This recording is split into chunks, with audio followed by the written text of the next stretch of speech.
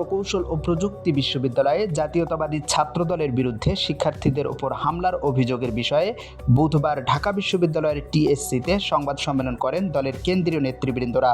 সংবাদ সম্মেলনের শেষের দিকে একজন সাংবাদিক উপস্থিত নেতৃবৃন্দের কাছে দুইটি প্রশ্ন করেন।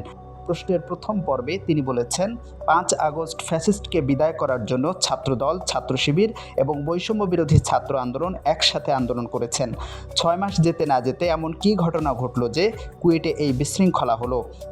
প্রশ্নের দ্বিতীয় পর্বে ছিল, কুয়েটের ইস্যুটি আপনারা সংবাদ সম্মেলনে সীমিত রাখবেন নাকি সিনিয়ররা বসে আলোচনা করে সমাধান করবেন?